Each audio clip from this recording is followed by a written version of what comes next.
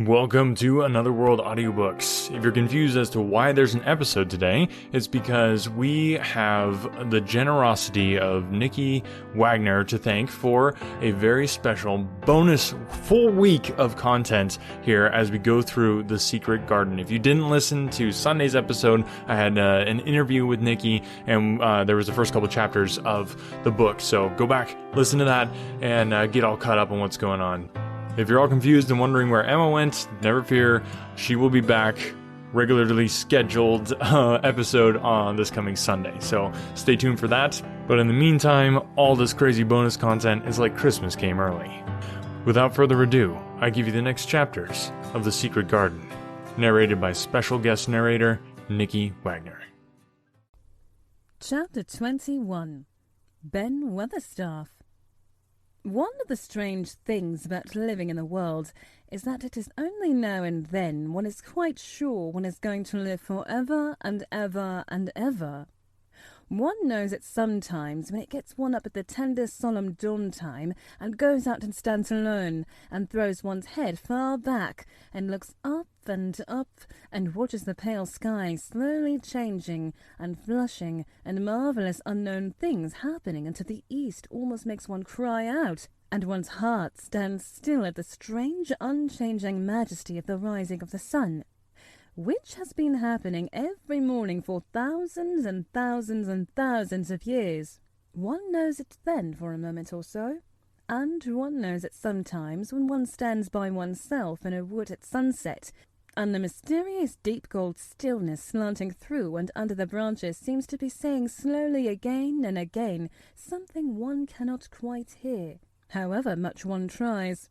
Then sometimes the immense quiet of the dark blue at night with millions of stars waiting and watching makes one sure, and sometimes a sound of far-off music makes it true, and sometimes a look in someone's eyes. And it was like that with Colin when he first saw and heard and felt the springtime inside the 4 high walls of the hidden garden. That afternoon, the whole world seemed to devote itself to being perfect and radiantly beautiful and kind to one boy. Perhaps out of pure heavenly goodness the spring came and crowned everything it possibly could into that one place. More than once, Dickon paused in what he was doing and stood still with a sort of growing wonder in his eyes, shaking his head softly. It is greatly," he said. "I'm 12 going on 13, and there's a lot of afternoons in 13 years, but seems to me like I never seed one as greatly as this here." "Aye, it is a greatly one," said Mary, and she sighed with mere joy. "I warrant it's the greatliest one ever was in the world." "Dost thou think," said Colin with dreamy carefulness, "as happen it was made like this here all a purpose of me?" "My word!" cried Mary admiringly.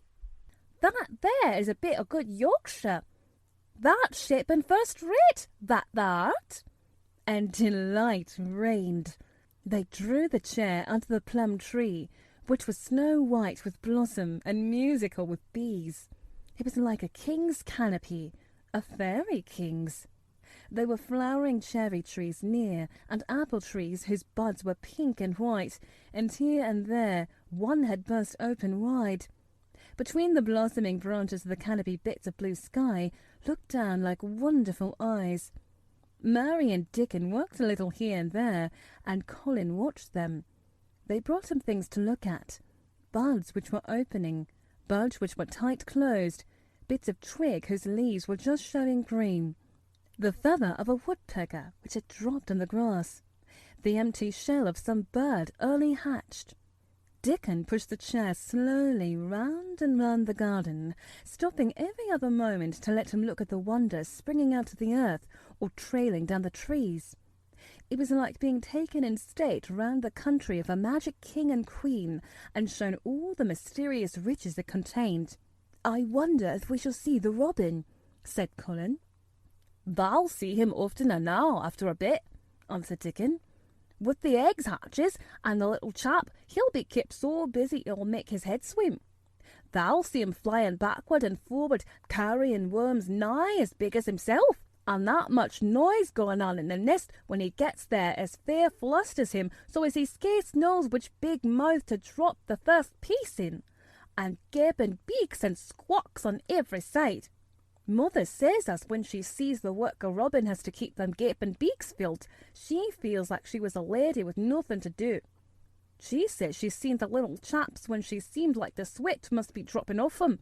No, though folk can't see it. This made them giggle so delightedly that they were obliged to cover their mouths with their hands, remembering that they must not be heard. Colin had been instructed as to the law of whispers and low voices several days before. He liked the mysteriousness of it and did his best, but in the midst of excited enjoyment it is rather difficult never to laugh above a whisper. Every moment of the afternoon was full of new things, and every hour the sunshine grew more golden. The wheeled chair had been drawn back under the canopy, and Dickon had sat down on the grass and had just drawn out his pipe when Colin saw something he had not had time to notice before. "That's a very old tree over there, isn't it?" he said. Dickon looked across the grass at the tree, and Mary looked, and there was a brief moment of stillness. "Yes," answered Dickon, after it, and his low voice had a very gentle sound.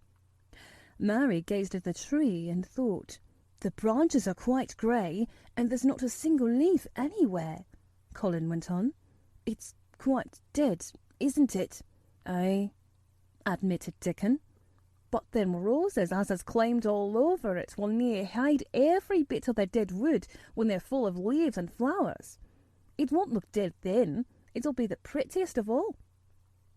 Mary still gazed at the tree and thought. "It looks as if a big branch had been broken off," said Colin. "I wonder how it was done." "It's been done many a year," answered Dickon. "Eh!" with a sudden relieved start and laying his hands on Colin. "Look at that robin! There he is! He's been foraging for his mate." Colin was almost too late, but he just caught sight of him, the flash of red-breasted bird with something in its beak. He darted through the greenness and into the close-grown corner and was out of sight. Colin leaned back on his cushion again, laughing a little. "He's taking his tea to her.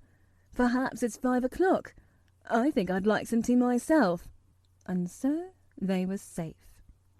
"It was magic which sent the robin," said Mary secretly to Dickon afterward. "I know it was magic." For both she and Dickon had been afraid Colin might ask something about the tree whose branch had broken off 10 years ago, and they had talked it over together, and Dickon had stood and rubbed his head in a troubled way. "We mum look as if it wasn't no different from the other trees," he had said. "We could never tell him how it broke, poor lad. If he says anything about it, we mum try to look cheerful." "Aye, that we mum," had answered Mary, but she had not felt as if she looked cheerful when she gazed at the tree. She wondered and wondered in those few moments if there was any reality in the other thing Dickon had said. He had gone on rubbing his rust-red hair in a puzzled way, but a nice, comforted look had begun to grow in his blue eyes. "Mrs. Craven was a very lovely young lady," he had gone on rather hesitatingly, "and mother, she thinks maybe she's about Misselwit many a time looking after Mr. Colin, same as all mothers do when they took out to the world. They have to come back, that sees. Happen she's been in the garden, and happen it was her set us to work, and told us to bring him here." Mary had thought he meant something about magic. She was a great believer in magic. Secretly, she quite believed that Dickon worked magic. Of course, good magic. On everything near him, and that was why people liked him so much, and wild creatures knew he was their friend. She wondered, indeed, if it were not possible that his gift had brought the robin just at the right moment when Colin asked that dangerous question. She felt that his magic was working all the afternoon and making Colin look like an entirely different boy. It did not seem possible that he could be the crazy creature who had screamed and beaten and bitten his pillow. Even his ivory whiteness seemed to change. The faint glow of colour which had shown on his face and neck and hands when he first got inside the garden really never quite died away. He looked as if he were made of flesh instead of ivory or wax. They saw the robin carry food to his mate 2 or 3 times, and it was so suggestive of afternoon tea that Colin felt they must have some. "Go and make one of the manservants bring some in a basket to the rhododendron walk," he said, "and then you and Dickon can bring it here." It was an agreeable idea, easily carried out, and when the white cloth was spread upon the grass, with hot tea and buttered toast and crumpets, a delightfully hungry meal was eaten, and several birds on domestic errands paused to inquire what was going on, and were led into investigating crumbs with great activity. Nut and Shell whisked up trees with pieces of cake, and Soot took the entire half of a buttered crumpet into a corner and pecked at and examined and turned it over and made hoarse remarks about it until he decided to swallow it all joyfully in one gulp. The afternoon was dragging toward its mellow hour. The sun was deepening the gold of its lances. The bees were going home, and the birds were flying past less often. Dickon and Mary were sitting on the grass. The tea basket was repacked ready to be taken back to the house, and Colin was lying against his cushions with his heavy locks pushed back from his forehead. And his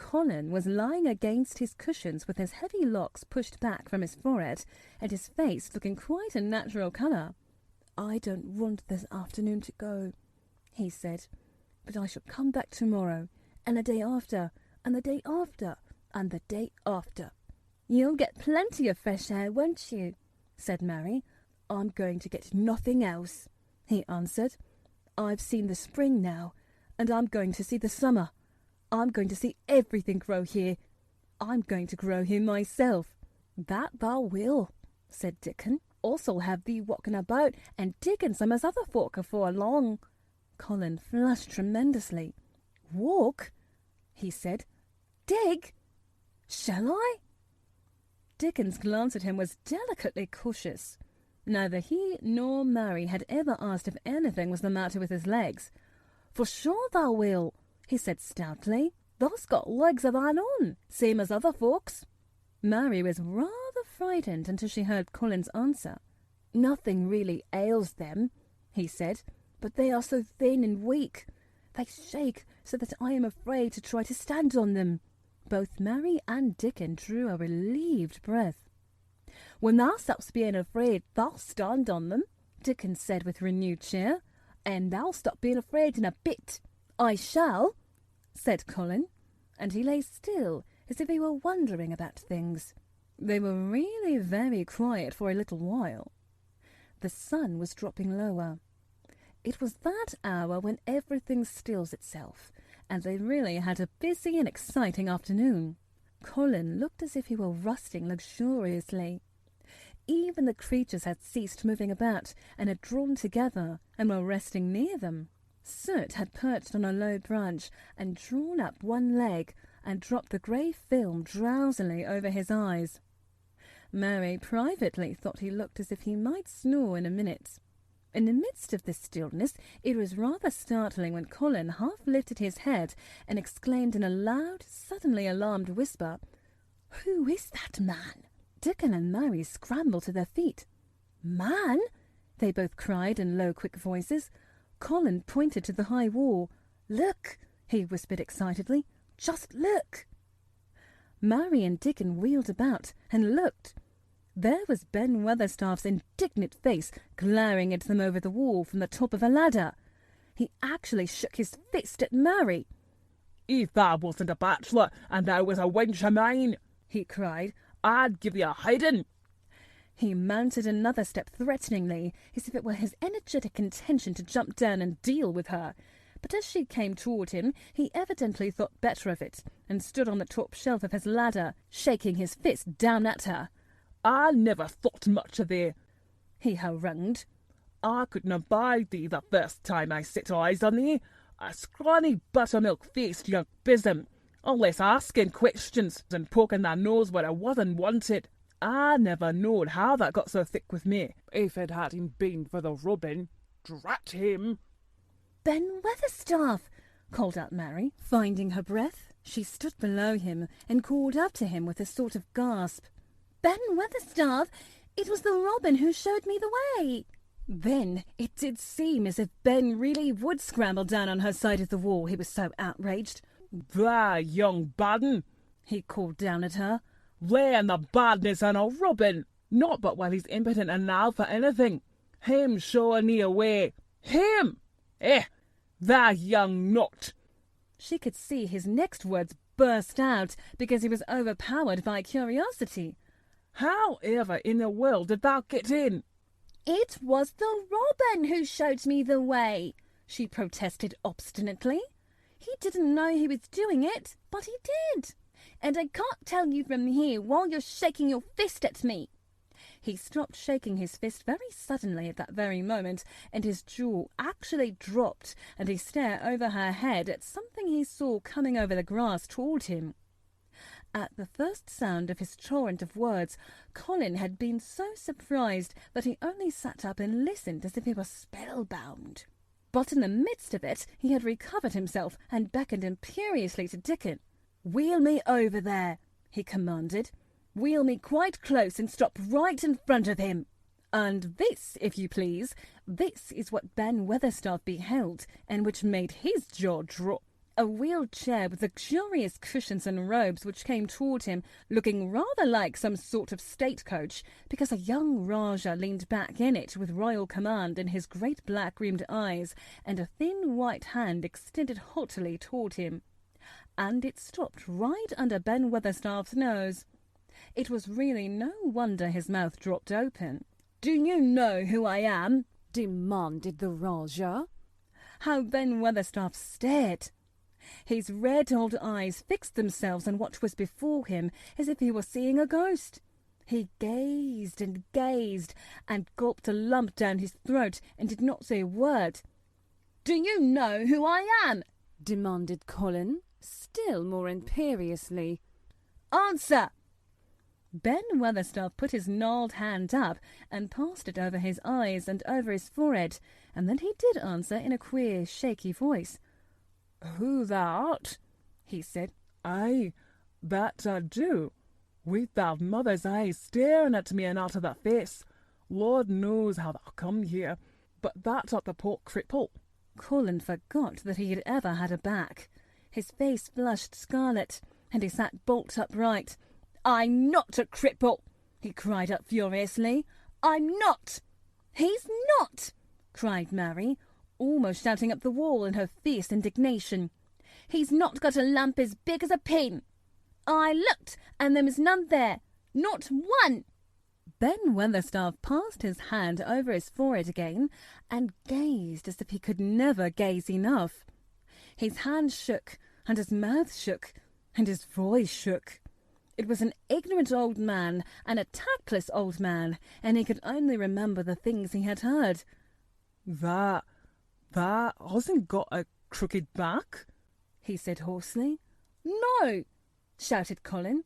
That hasn't got crooked legs," quavered Ben, more hoarsely yet.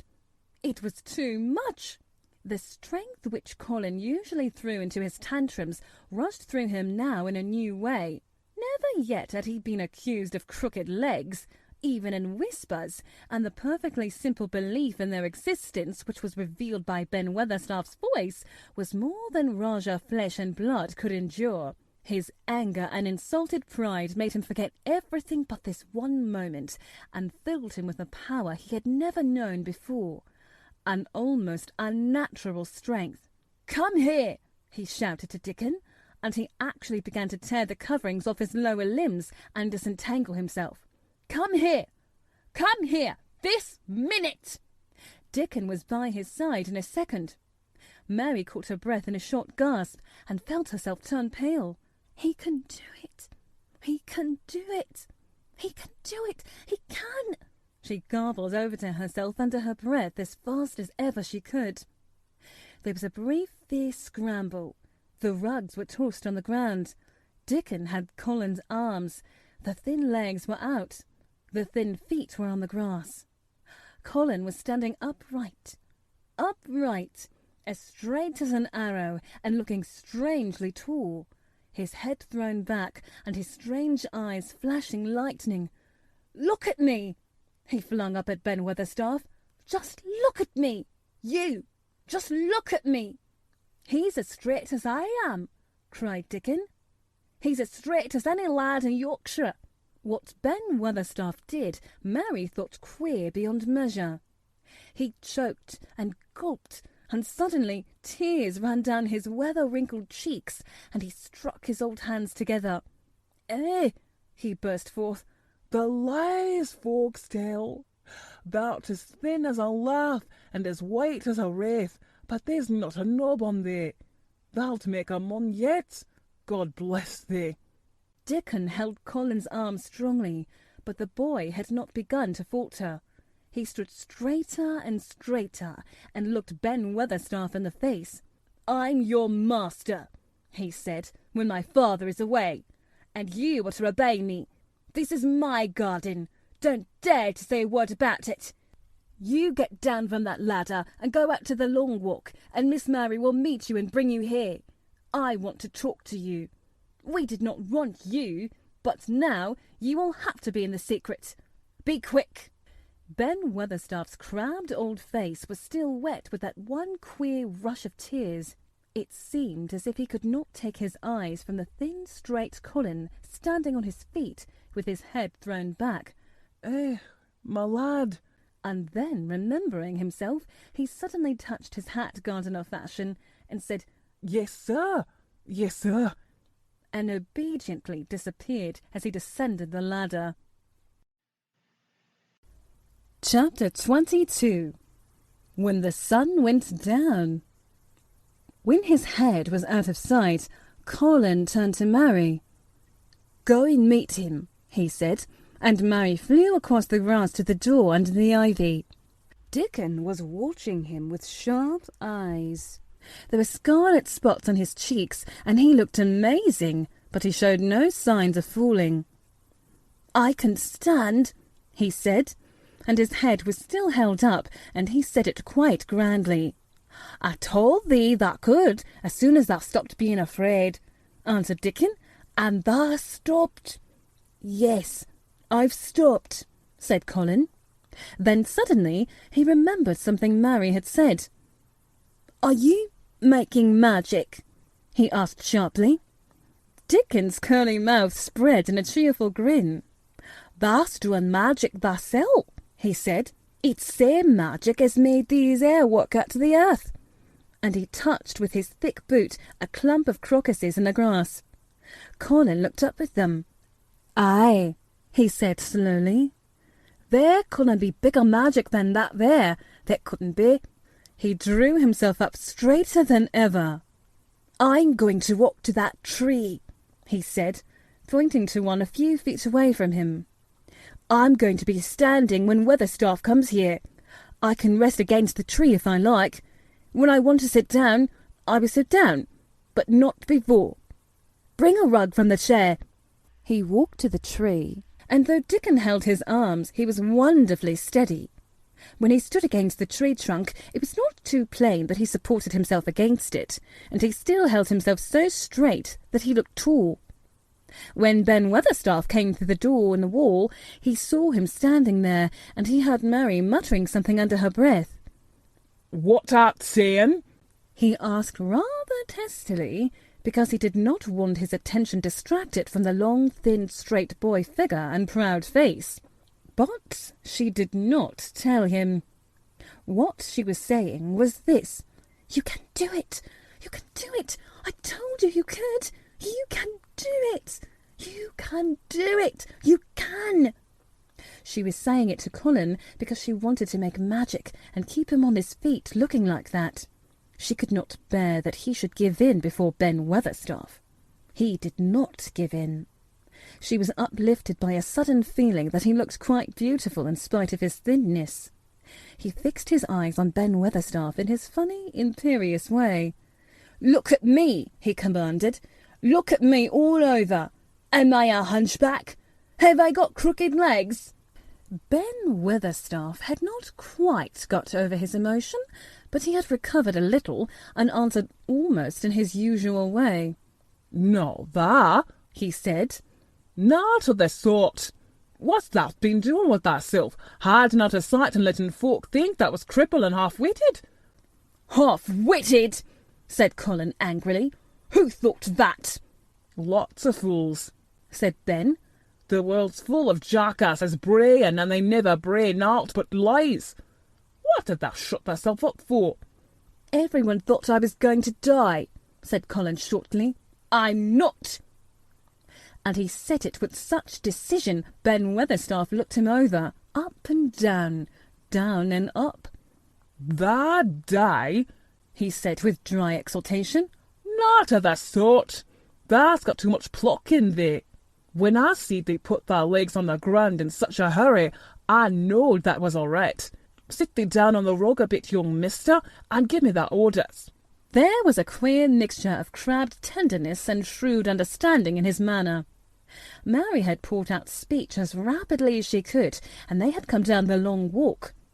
The chief thing to be remembered, she told him, was that Colin was getting well. Getting well. The garden was doing it. No one must let him remember about having humps and dying. The Rajah condescended to seat himself on a rug under the tree. "What work do you do in the gardens, Weatherstaff?" he inquired. "Anything I'm told to do," answered old Ben. "I'm kept on by favour, because she liked me." "She?" said Colin. "Thy mother," answered Ben Weatherstaff. "My mother?" said Colin, and he looked about him quietly. This was her garden, wasn't it? "Aye, it was that." And Ben Weatherstaff looked about him too. "She were main fond of it." "It is my garden now. I am fond of it. I shall come here every day," announced Colin. "But it is to be a secret. My orders are that no one is to know that we come here. Dickon and my cousin have worked and made it come alive. I shall send for you sometimes to help, but you must come when no one can see you." Ben Weatherstaff's face twisted itself into a dry old smile. "I've come here before when no one saw me," he said. "What?" exclaimed Colin. "When?" "The last time I was here," rubbing his chin and looking round. "was about 2 years ago." "But no one has been in it for 10 years, cried Colin. "There was no door." "I'm no one," said old Ben dryly. "and I didn't come through the door. I come over the wall. The rheumatics held me back the last 2 years. "Thou come and did a bit of pruning," cried Dickon. "I couldn't make out how it had been done." "And she was so fond of it, she was," said Ben Weatherstaff slowly. "and she was such a pretty young thing. She says to me once, 'Ben,' says she, laughing, 'if ever I'm ill, or if I go away, you must take care of my roses.' When she did go away, the orders was no one was ever to come nigh. But I come," with grumpy obstinacy. "over the wall I come, until the rheumatics stopped me, and I did a bit of work once a year. She gave her order first." "It wouldn't have been as wick as it is if thou hadn't done it," said Dickon. "I did wonder." "I'm glad you did it, Weatherstaff," said Colin. "You'll know how to keep the secret." "Aye, I'll know, sir," answered Ben. "and it'll be easier for a man with rheumatics to come in at the door." On the grass near the tree, Mary had dropped her trowel. Colin stretched out his hand and took it up. An odd expression came into his face, and he began to scratch the earth. His thin hand was weak enough, but presently, as they watched him, Mary had quite breathless interest. He drove the end of the trowel into the soil and turned some over. "You can do it! You can do it!" said Mary to herself. "I tell you, you can!" Dickon's round eyes were full of eager curiousness, but he said not a word. Ben Weatherstaff looked on with an interested face. Colin persevered. After he had turned a few trowelfuls of soil, he spoke exultantly to Dickon in his best Yorkshire. "Thou said as thou did have me walking about here same as other folk, and thou said thou'd have me digging. I thought that was just laying to please me.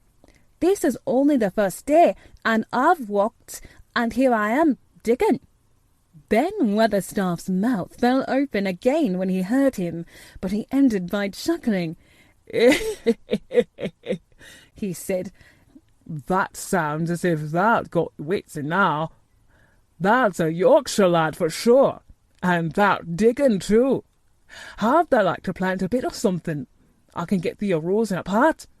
"Go and get it," said Colin, digging excitedly. "Quick, quick!" It was done quickly enough indeed. Ben Weatherstaff went his way, forgetting rheumatics. Dickon took his spade and dug the hole deeper and wider than a new digger with thin white hands could make it. Mary slipped out to run and bring back a watering can. When Dickon had deepened the hole, Colin went on turning the soft earth over and over. He looked up at the sky, flushed and glowing with a strange new exercise, slight as it was.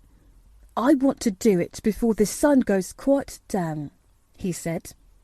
Mary thought that perhaps the sun held back a few minutes just on purpose. Ben Weatherstaff brought the rose in its pot from the greenhouse. He hobbled over the grass as fast as he could. He had begun to be excited too. He knelt down by the hole and broke the pot from the mould. "Here, lad," he said, handing the plant to Colin. "Set it in the earth thyself, same as the king does when he goes to a new place."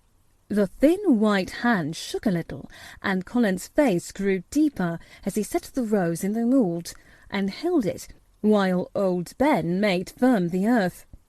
It was filled in and pressed down and made steady. Mary was leaning forward on her hands and knees. Soot had flown down and marched forward to see what was being done. Nut and Shell chattered about it from a cherry tree. "It's planted," said Colin at last, "and the sun is only slipping over the edge. Help me up, Dickon. I want to be standing when it goes. That's part of the magic."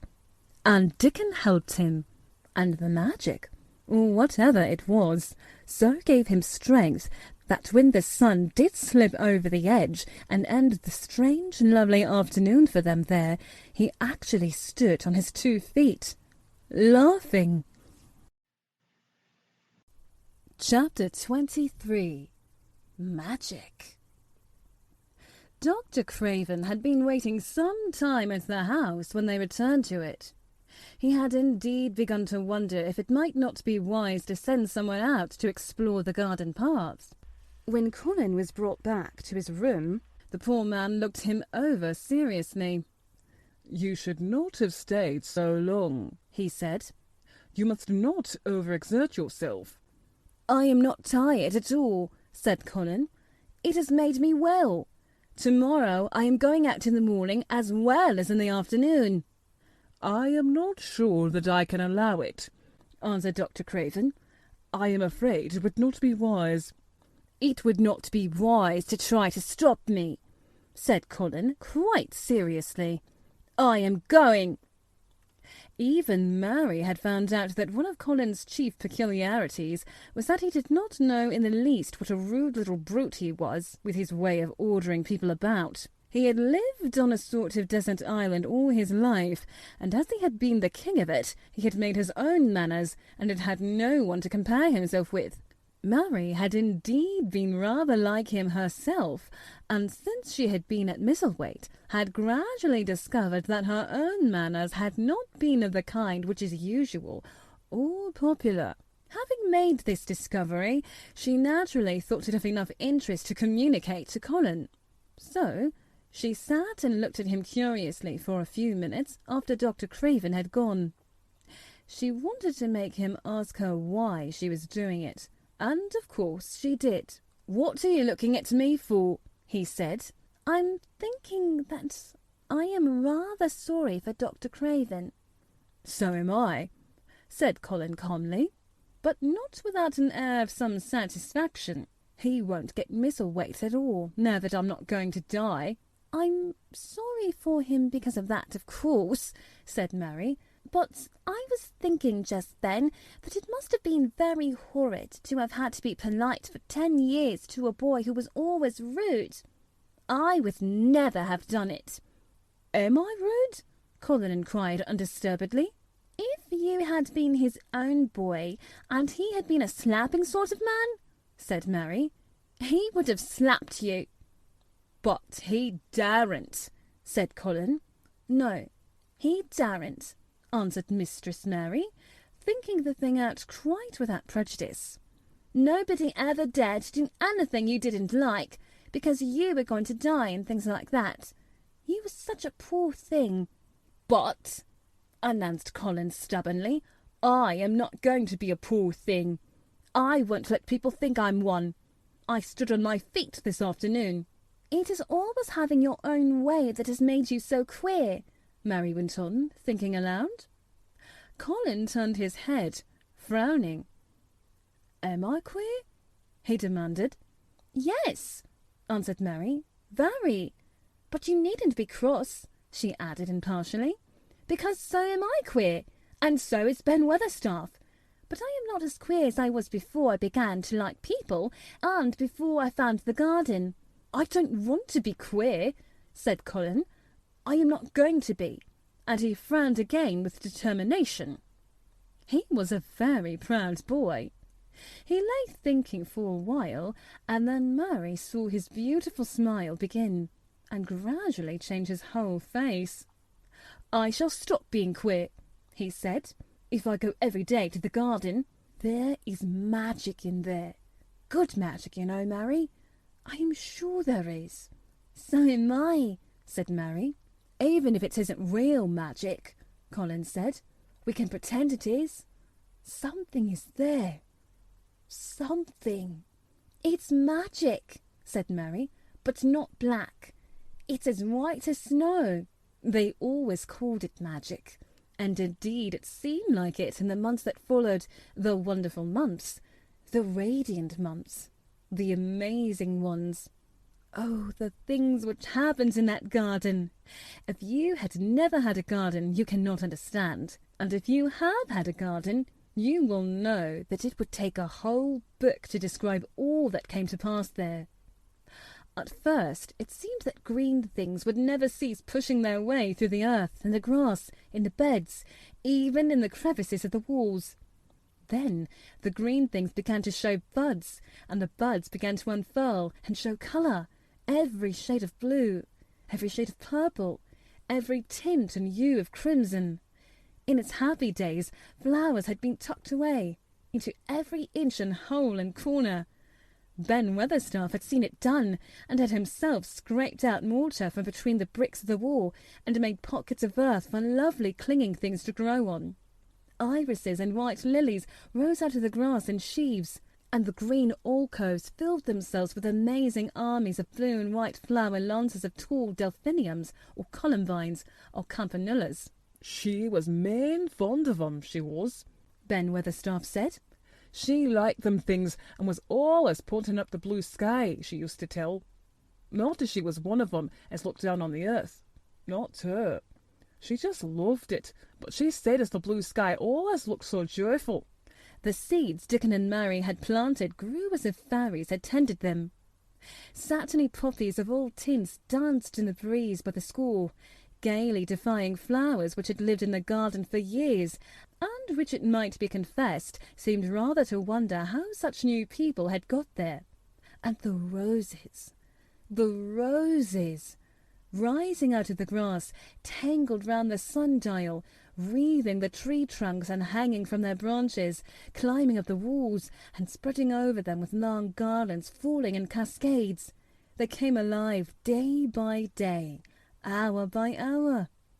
Fair fresh leaves and buds, tiny at first, but swelling and working magic until they burst and uncurled into cups of scent, delicately spilling themselves over their brims and filling the garden air. Colin saw it all, watching each change as it took place. Every morning he was brought out, and every hour of each day when it didn't rain, he spent in the garden. Even grey days pleased him. He would lie on the grass, watching things growing, he said. If you watched long enough, he declared, you could see buds unsheath themselves.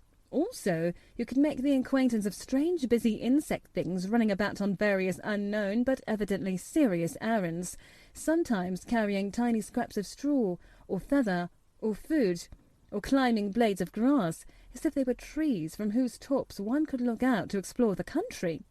A mole throwing up its mound at the end of its burrow, and making its way out at last with the long-nailed paws which looked so like elfish hands, had absorbed him one whole morning.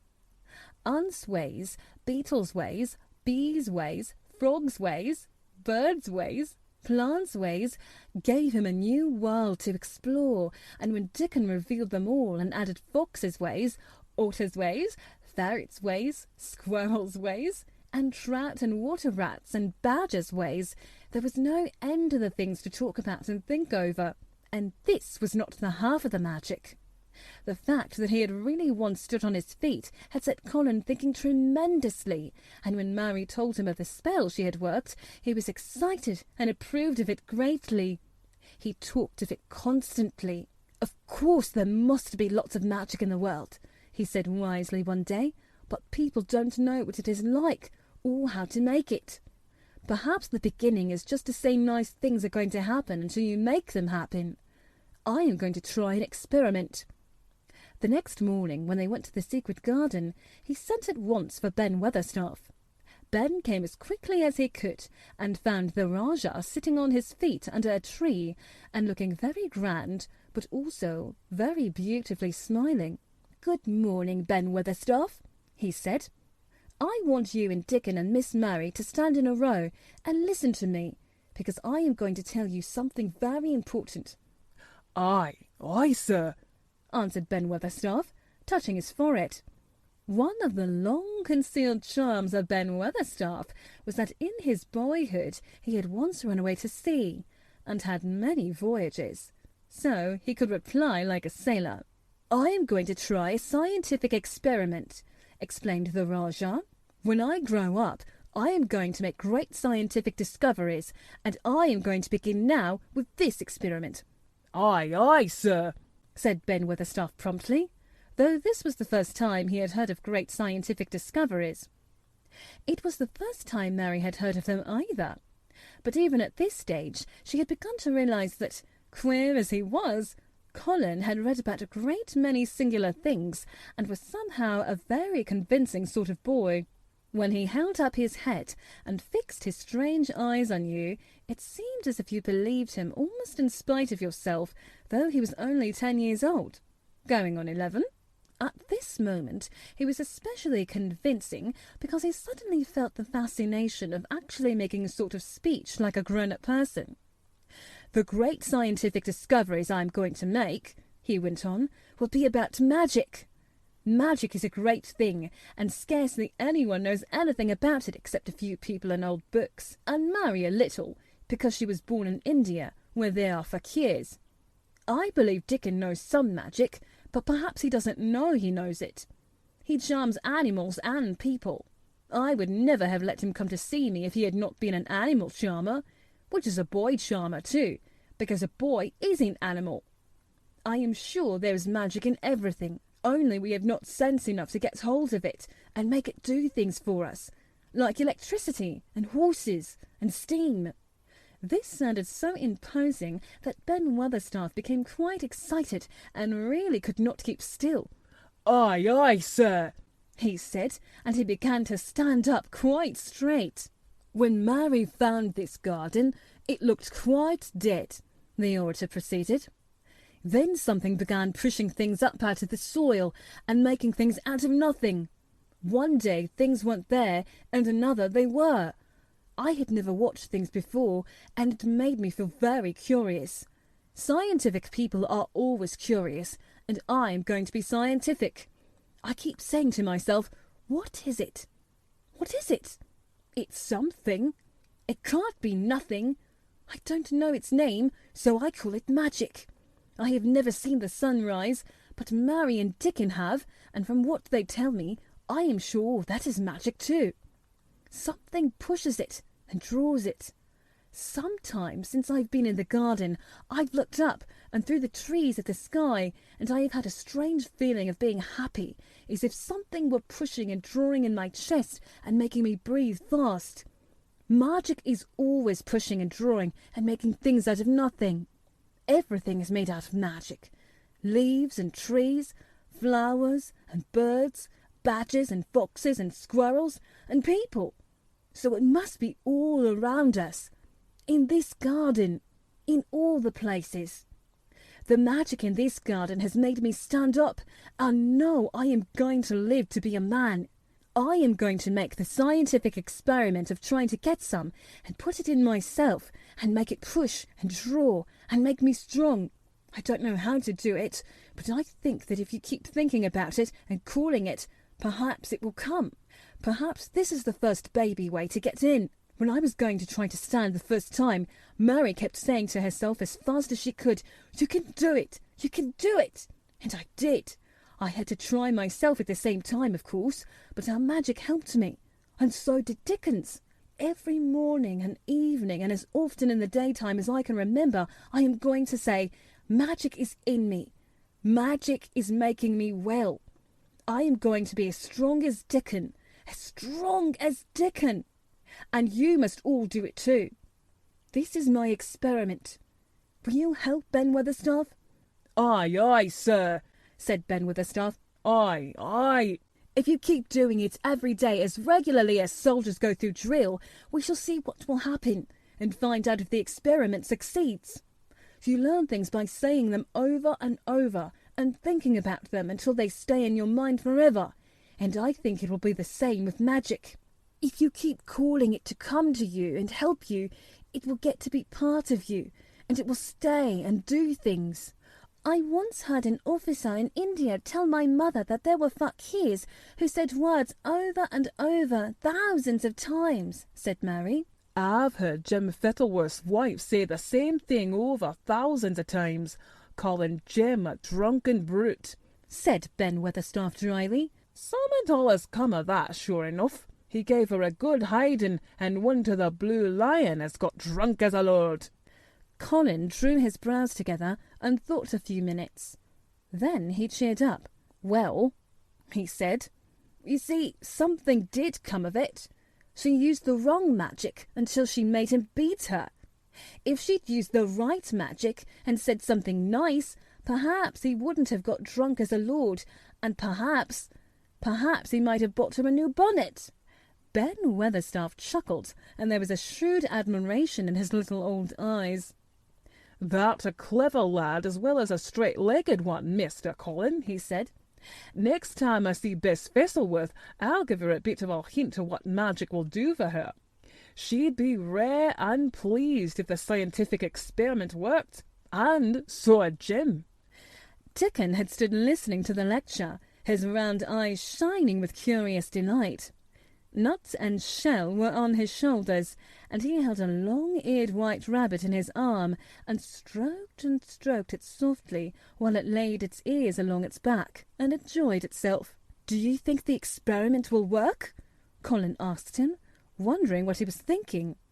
He so often wondered what Dickon was thinking when he saw him looking at him or at one of his creatures with his happy wide smile. He smiled now, and his smile was wider than usual. "Aye," he answered, "that I'll do. It'll work same as the seeds do when the sun shines on 'em. It'll work for sure. Shall us begin it now?" Colin was delighted, and so was Mary. Fired by recollections of fakirs and devotees and illustrations, Colin suggested that they should all sit cross-legged under the tree, which made a canopy. "It will be like sitting in a sort of temple," said Colin. "I'm rather tired, and I want to sit down." Said Dickon. "Thou mustn't begin by saying thou'rt tired. That might spoil the magic." Colin turned and looked at him, into his innocent round eyes. "That's true," he said slowly. "I must only think of the magic. It all seemed most majestic and mysterious when they sat down in their circle. Ben Weatherstaff felt as if he had somehow been led into appearing at a prayer meeting. Ordinarily, he was very fixed in being what he called again prayer meetings, but this being the Rajah's affair, he did not resent it and was indeed inclined to be gratified at being called upon to assist. Mistress Mary felt solemnly enraptured. Dickon held his rabbit in his arm, and perhaps he made some charmless signal no one heard, for when he sat down, cross-legged like the rest, the crow, the fox, the squirrels, and the lamb slowly drew near and made part of the circle, settling each into a place of rest, as if of their own desire. "The creatures have come," said Colin gravely. "They want to help us." Colin looked really quite beautiful, Mary thought. He held his head high, as if he felt like a sort of priest, and his strange eyes had a wonderful look in them. The light shone on him through the tree canopy. "Now we will begin," he said. "Shall we sway backward and forward, Mary, as if we were dervishes?" "I cannot do no swaying backward and forward," said Ben Weatherstaff. "I've got the rheumatics." "The magic will take them away," said Colin in a high priest tone. "But we won't sway until it has done it. We will only chant." "I cannot do no chanting," said Ben Weatherstaff a trifle testily. "They turned me out of the church choir the only time I ever tried it." No one smiled. They were all too much in earnest. Colin's face was not even crossed by his shadow. He was thinking only of the magic. "Then I will chant," he said. And he began, looking like a strange boy spirit. "The sun is shining. The sun is shining. That is the magic. The flowers are growing. The roots are stirring. That is the magic. Being alive is the magic. Being strong is the magic. The magic is in me.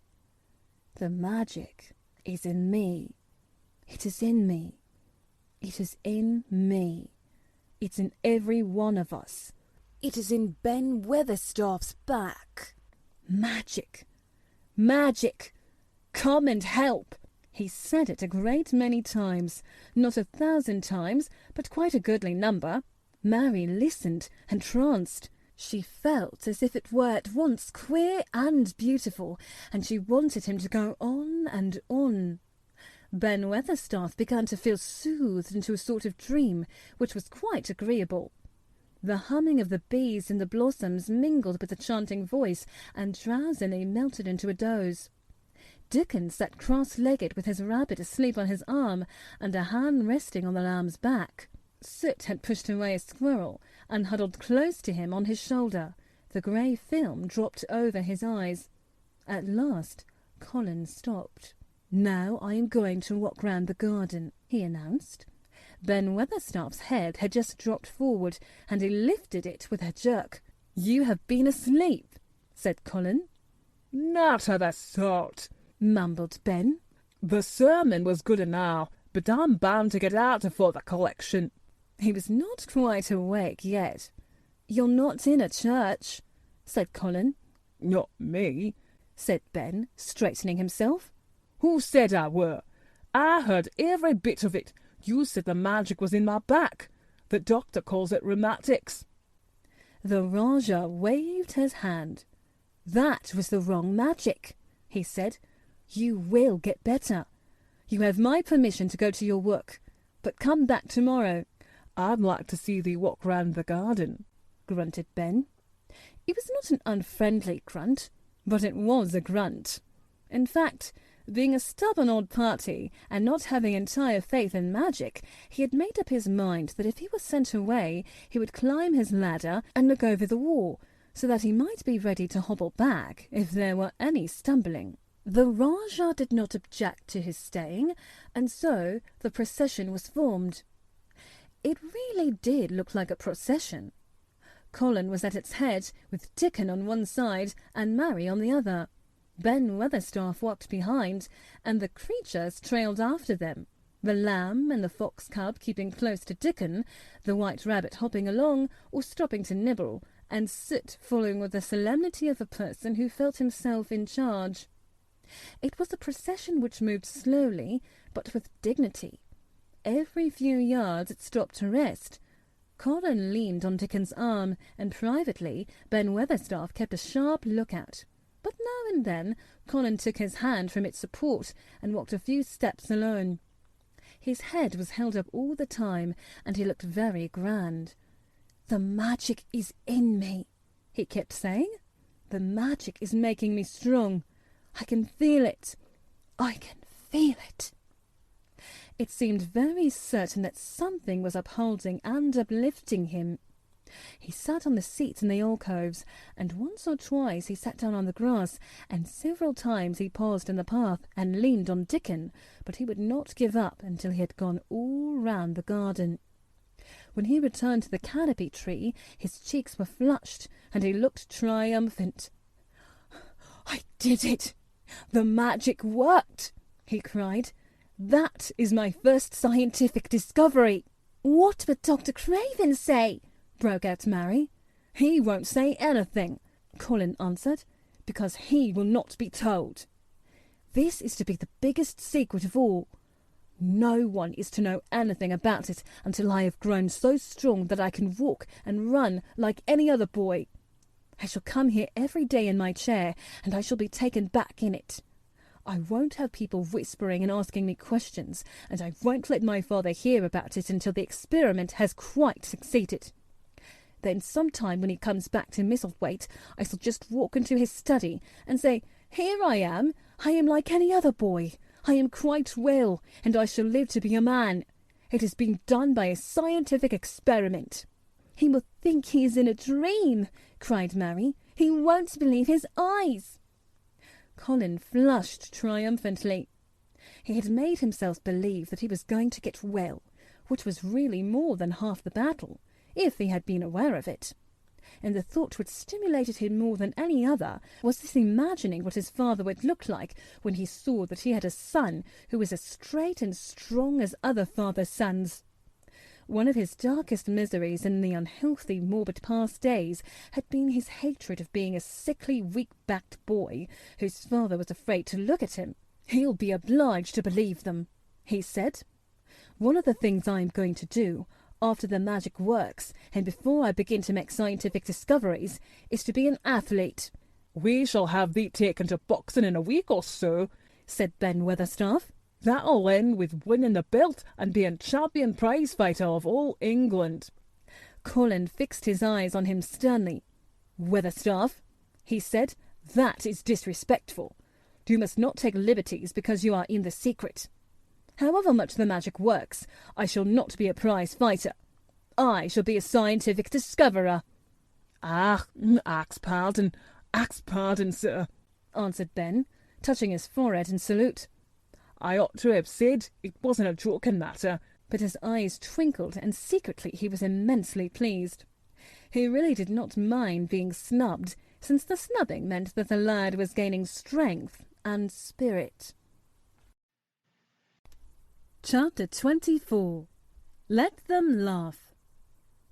The secret garden was not the only one Dickon worked in. Round the cottage on the moor there was a piece of ground enclosed by a low wall of rough stones.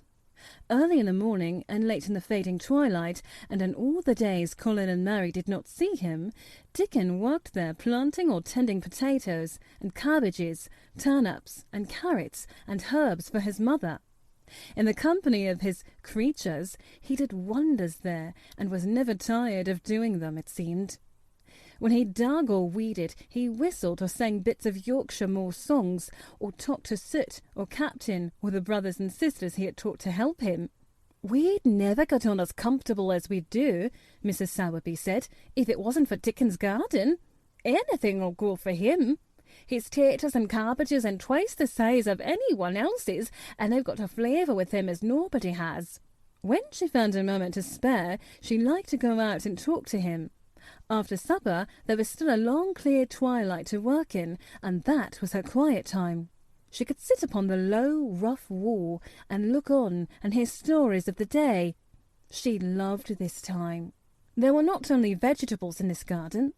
Dickon had bought penny packages of flower seeds now and then, and sown bright, sweet-scented things among gooseberry bushes and even cabbages, and he grew borders of mignonette and pinks and pansies, and things whose seeds he could save year after year, or whose roots would bloom each spring and spread in time into fine clumps. The low wall was one of the prettiest things in Yorkshire, because they had tucked between moorland foxglove and ferns and rockcress and hedgerow flowers into every crevice, until only here and there glimpses of the stones were to be seen. "All's a chap got to do to make 'em thrive, mother," he would say, "is to be friends with them for sure. They're just like the creatures.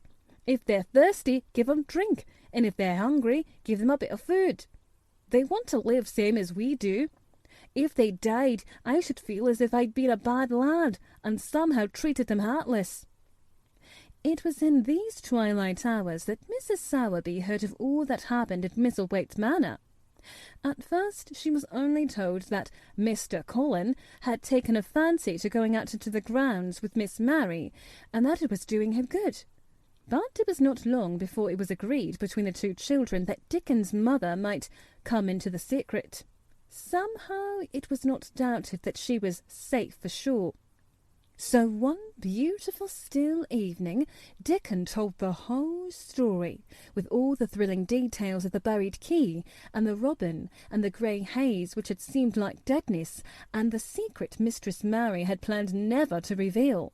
The coming of Dickon, and how it had been told to him, the doubt of Mr. Colin, and the final drama of his introduction to the hidden domain, combined with the incident of Ben Weatherstaff's angry face peering over the wall, and Mr. Colin's sudden indignant strength, made Mrs. Sowerby's nice-looking face quite change colour several times.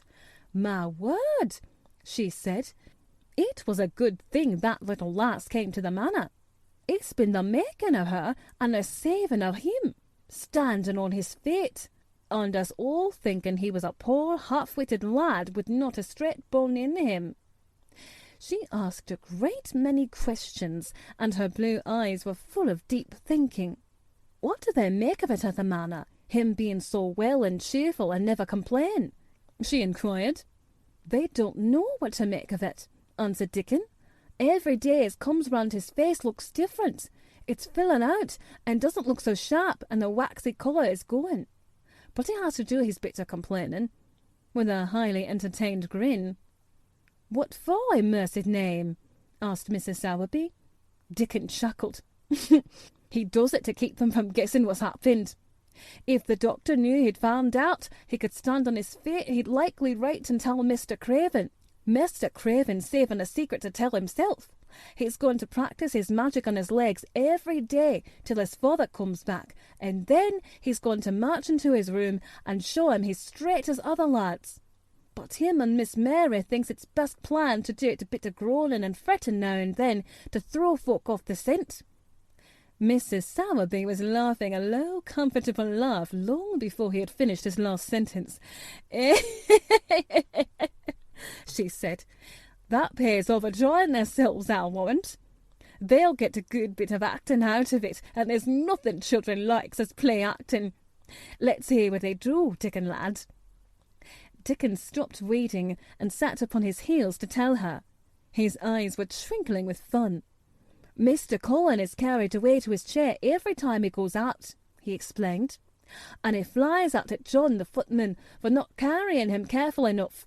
He makes himself as helpless-looking as he can, and never lifts his head until out of sight of the house, and he grunts and frets a good bit when he's been settled into his chair.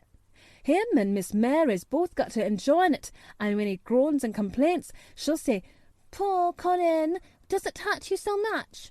Are you so weak as that, poor Colin?'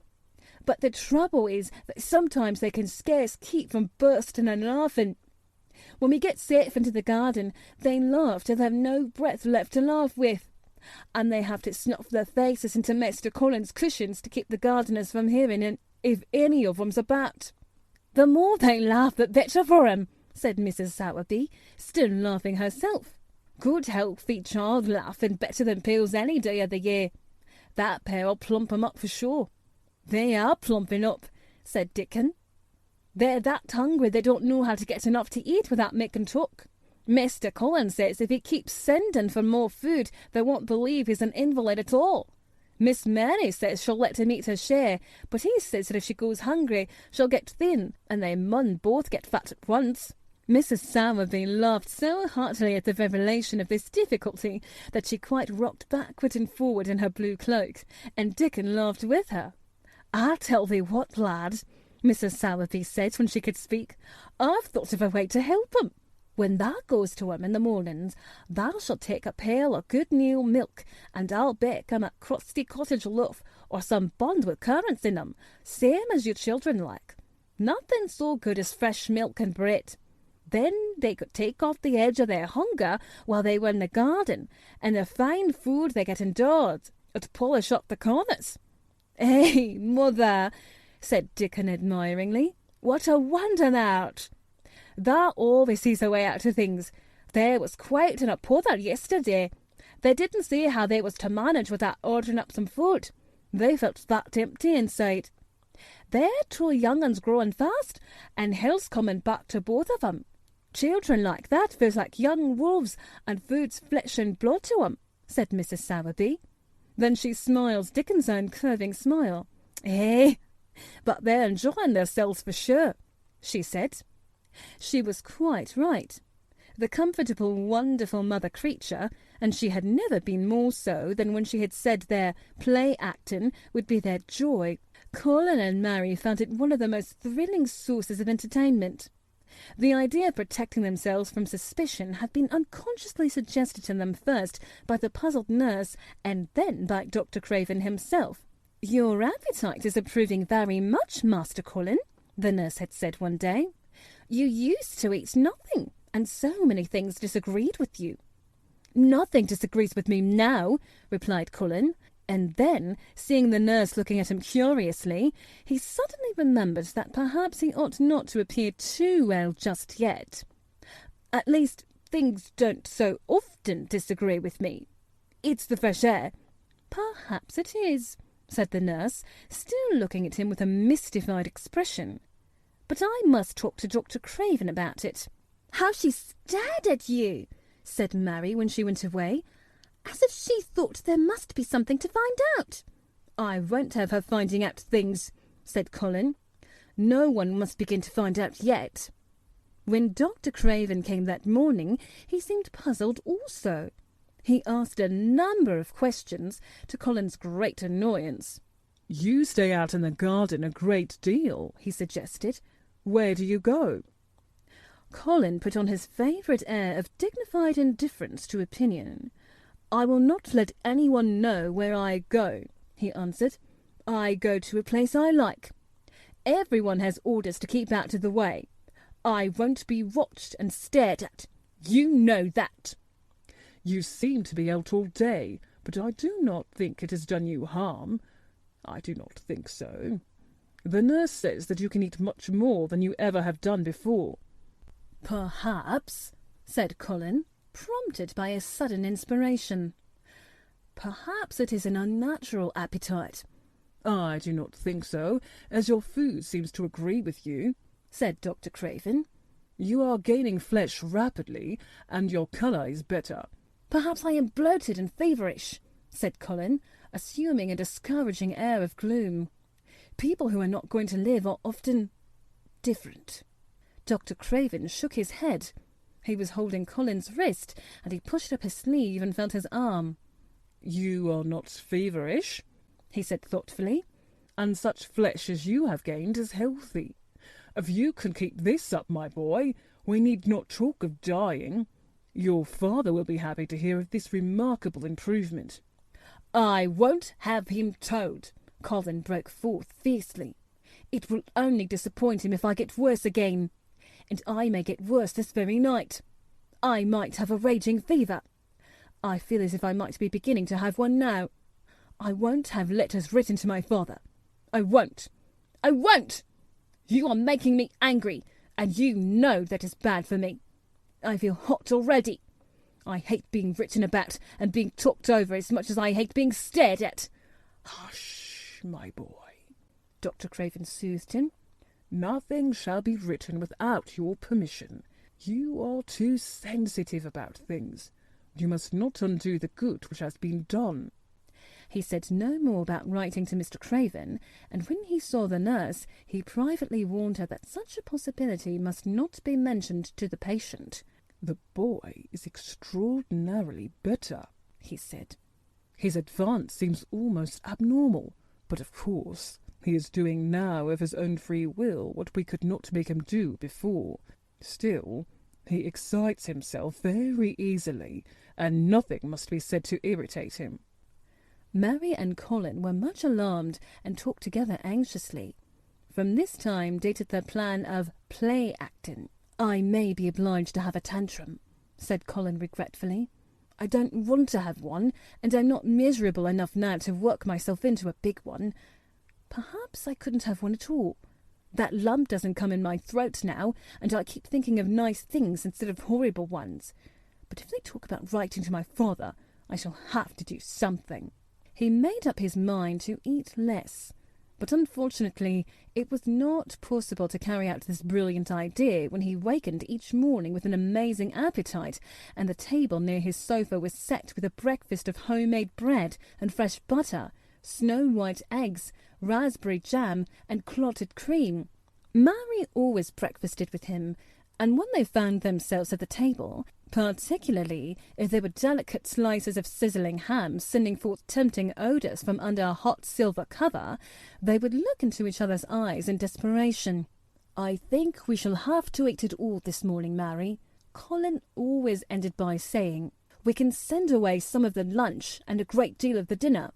But they never found they could send away anything, and the highly polished condition of the empty plates returned to the pantry awakened much comment. "I do wish," Colin would say also, "I do wish the slices of ham were thicker, and one muffin each is not enough for anyone." "It's enough for a person who's going to die," answered Mary when first she heard this, "but it's not enough for a person who's going to live. I sometimes feel as if I could eat 3 when those nice fresh heather and gorse smells from the moor come pouring in at the open window." The morning that Dickon, after they had been enjoying themselves in the garden for about 2 hours, went behind a big rose bush and brought forth 2 tin pails and revealed that one was full of rich new milk with cream on the top of it, and that the other held cottage-made currant buns folded in a clean blue and white napkin, buns so carefully tucked in that they were still hot. There was a riot of surprised joyfulness. What a wonderful thing for Mrs. Sowerby to think of! What a kind, clever woman she must be! How good the buns were! And what delicious fresh milk! "Magic is in her, just as it is in Dickon," said Colin. "It makes her think of ways to do things, nice things. She is a magic person. Tell her we are grateful, Dickon, extremely grateful." He was given to using rather grown-up phrases at times. He enjoyed them. He liked this so much that he improved upon it. "Tell her she has been most bounteous, and our gratitude is extreme."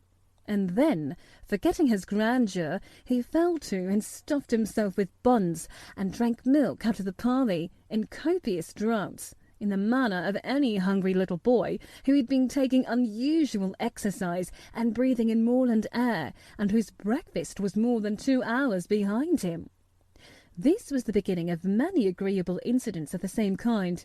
They actually awoke to the fact that as Mrs. Sowerby had 14 people to provide food for, she might not have enough to satisfy 2 extra appetites every day. So they asked her to let them send some of their siblings to buy things. Dickon made the stimulating discovery that in the wood in the park outside the garden where Mary had first found him piping to the wild creatures there was a deep little hollow where you could build a sort of tiny oven with stones and roast potatoes and eggs in it. Roasted eggs were a previously unknown luxury, and very hot potatoes with salt and fresh butter in them were fit for a woodland king, besides being deliciously satisfying. You could buy both potatoes and eggs and eat as many as you liked without feeling as if you were taking food out of the mouths of 14 people. Every beautiful morning, the magic was worked by the mystic circle under the plum tree, which provided a canopy of thickening green leaves after its brief blossom line was ended. After the ceremony, Colin always took his walking exercise, and throughout the day he exercised his newly found power at intervals. Each day he grew stronger and could walk more steadily and cover more ground. And each day his belief in the magic grew stronger, as well at night. He tried one experiment after another as he felt himself gaining strength, and it was Dickon who showed him the best things of all. "Yesterday," he said one morning after an absence, "I went to Thwaite for mother, and near the Blue Cow Inn I seed Bob Hareworth. He's the strongest chap on the moor. He's the champion wrestler, and he can jump higher than any other chap and throw the hammer farther. He's gone all the way to Scotland for the sport some years. He's knowed me ever since I was little, and only bears a friendly sort, and I asked him some questions. The gentry calls him an athlete, and I thought of thee, Mr. Colin, and I says, 'How does that make thy muscles stick out to the way, Bob? Did thou do anything extra to make thyself so strong?' And he says, 'Well, yes, lad, I did. A strong man in a show that came to the Thwaite once showed me how to exercise my arms and legs and every muscle in my body.' And I says, 'Could a delicate chap make himself stronger with 'em, Bob?' And he laughed and says, 'Art that the delicate chap?' And I says, 'No, but I knows a young gentleman that's getting well of a long illness, and I wished I knowed some of the tricks to help him about.' I didn't say no names, and he didn't ask none. He's friendly same, and I said, and he stood up and showed me good-natured like, and I imitated what he did till I knowed it by heart." Colin had been listening excitedly. "Can you show me?" he cried. "Will you?" "Aye, to be sure," Dickon answered, getting up. "But he says thou mun do 'em gentle at first, and be careful not to tire thyself. Rest in between times, and take deep breaths, and don't overdo." "I'll be careful," said Colin. "Show me! Show me! Dickon, you are the most magic boy in the world." Dickon stood up on the grass and slowly went through a carefully practical but simple series of muscle exercises. Colin watched them with widening eyes. He could do a few while he was sitting down. Presently he did a few gently while he stood upon his already steady feet. Mary began to do them also. Soot, who was watching the performance, became much disturbed and left his branch and hopped about restlessly because he could not do them too. From that time the exercises were part of the day's duties as much as the magic was.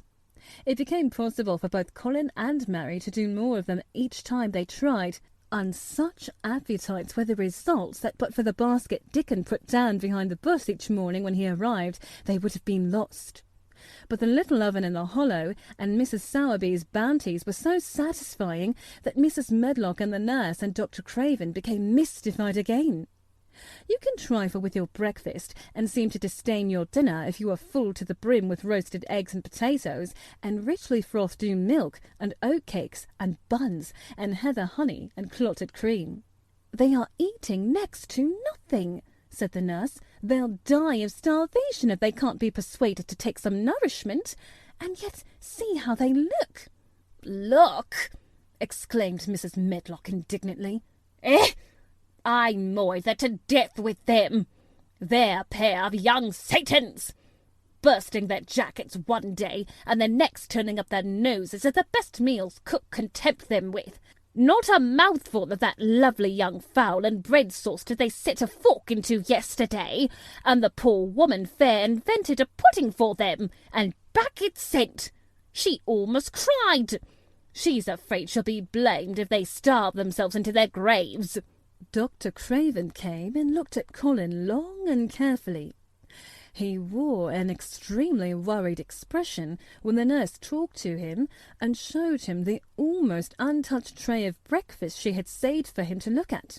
But it was even more worried when he sat down by Colin's sofa and examined him. He had been called to London on business and had not seen the boy for nearly 2 weeks. When young things begin to gain health, they gain it rapidly. The waxen tinge had left. Colin's skin and a warm rose showed through it. His beautiful eyes were clear, and the hollows under them and in his cheeks and temples had filled out. His once dark, heavy locks had begun to look as if they had sprang healthily from his forehead and were soft and warm with life. His lips were fuller and of a normal colour. In fact, as an imitation of a boy who was a confirmed invalid, he was a disgraceful sight. Dr. Craven held his chin in his hand and thought him over. "I am sorry to hear that you do not eat anything," he said. "That will not do. You will lose all you have gained, and you have gained amazingly. You ate so well a short time ago." "I told you it was an unnatural appetite," answered Colin. Mary was sitting on her stool nearby, and she suddenly made a very queer sound, which she tried so violently to repress that she ended by almost choking. "What is the matter?" said Dr. Craven, turning to look at her. Mary became quite severe in her manner. "It was something between a sneeze and a cough," she replied with reproachful dignity, "and it got in my throat. But," she said afterward to Colin, "I couldn't stop myself. It just burst out because all at once I couldn't help remembering that last big potato you ate and the way your mouth stretched when you bit through that thick, lovely crust with jam and clotted cream on it." "Is there any way in which those children can get food secretly?" Dr. Craven inquired of Mrs. Medlock. "There's no way unless they dig it out of the earth or pick it off the trees," Mrs. Medlock answered. "They stay out in their grounds all day and see no one but each other. And if they want anything different to eat from what's sent up to them, they need only ask for it." "Well," said Dr. Craven, "so long as going without food agrees with them, we need not disturb ourselves. The boy is a new creature." "So is the girl," said Mrs. Medlock. "She's begun to be downright pretty since she's filled out and lost her ugly little sour look. Her hair's grown thick and healthy-looking, and she's got a bright colour. The glummest, ill-natured little thing she used to be, and now her and Master Colin laugh together like a pair of crazy young ones. Perhaps they're growing fat on that." "Perhaps they are," said Dr. Craven. "Let them laugh." Thank you guys so much for tuning in today. I really appreciate everyone who listens and everyone who shares the podcast.